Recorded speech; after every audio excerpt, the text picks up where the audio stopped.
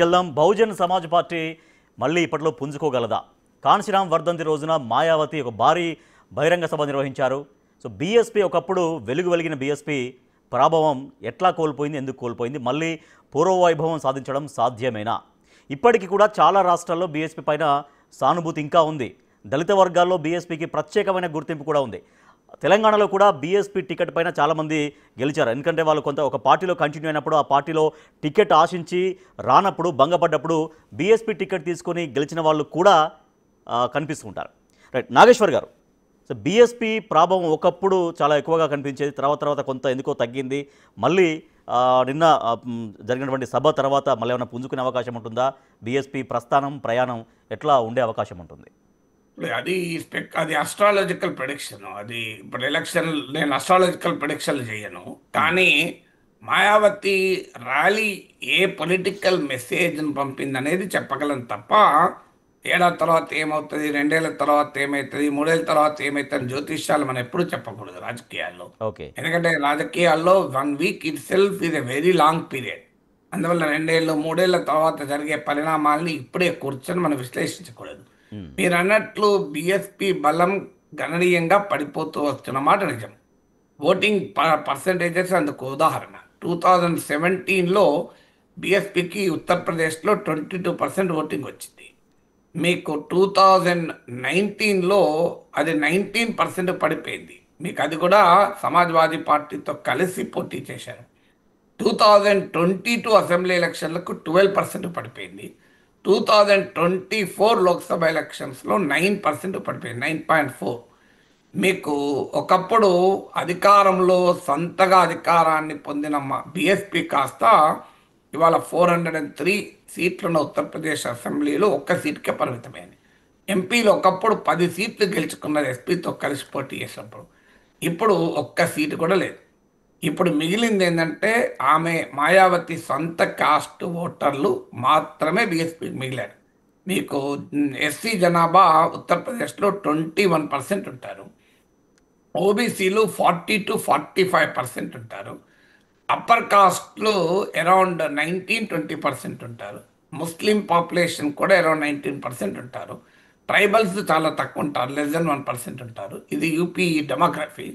ఇందులో దళితుల్లో 60% వరకు మాయావతి సొంత కాస్ట్ అనే జాతవ్స్.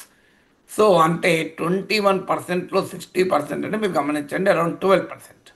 కాస్త ఇతర కమ్యూనిటీల కాస్ట్ల ఓట్లు కూడా మాయావతి పొందే ప్రయత్నాలు చేస్తూ ఉంటుంది. అలా అనుకున్నా కూడా సరిగ్గా మాయావతి వెనకాల ఇప్పుడు మిగిలింది ఎవరంటే సొంత కాస్ట్ మినహా ఎవరు మిగులుతలేరు. ఆ సొంత కాస్ట్ కూడా రోజు రోజుకు ఎలినేట్ అవుతున్నారు. నాన్ జాతో దళితులను బీజేపీ అట్రాక్ట్ చేయగలిగింది. ఇటీవల సమాజ్వాదీ పార్టీ నాయకుడు అఖిలేష్ యాదవ్ 2024 లోక్సభ ఎలక్షన్స్లో పీడీఏ అని, అంటే పిచ్చడే దళిత్ ఆదివాసీ అల్పసంఖ్యాక్ అని, సో మీకు వెనుకబడిన వర్గాలు, దళితులు, మైనారిటీలు వీళ్ళను ఒక యునైట్ చేస్తానంటూ మండల్ 2.0ను ఆవిష్కరించారు. అంటే నాన్ యాదవ్ ఓబీసీల వైపు అలాగే దళితుల వైపు కూడా అవుట్ రీచ్ మొదలుపెట్టారు. అందుకే మీరు సమాజ్వాదీ పార్టీ మన అయోధ్య జనరల్ సీట్లో కూడా దళిత అభ్యర్థిని పెట్టి గెలిపించుకోగలిగింది.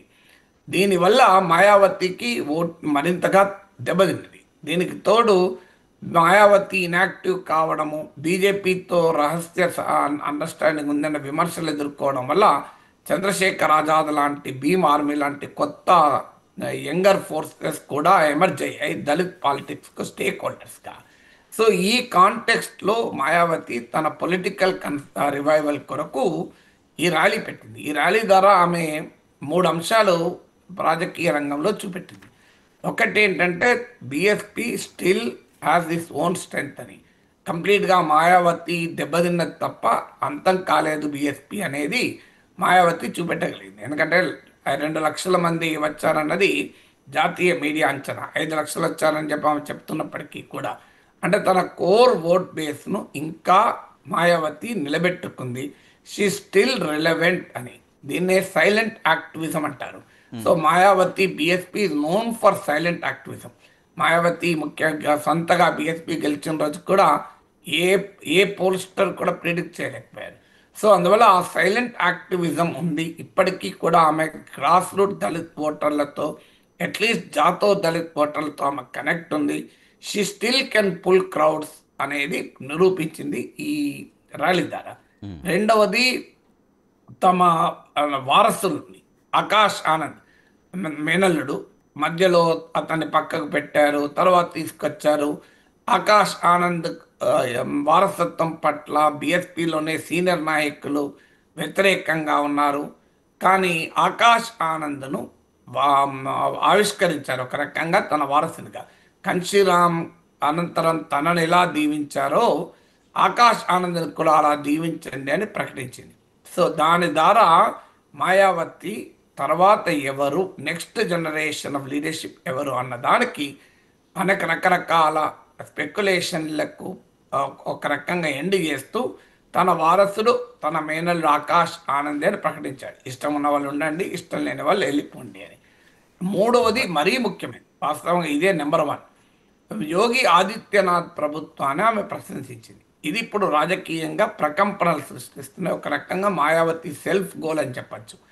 సో ఆమె కాంటెక్స్ట్ ఏంటంటే, ఆమె అటాక్ ప్రధానంగా సమాజ్వాదీ పార్టీ పైన, కాంగ్రెస్ పైన చేయాల్సి వచ్చింది.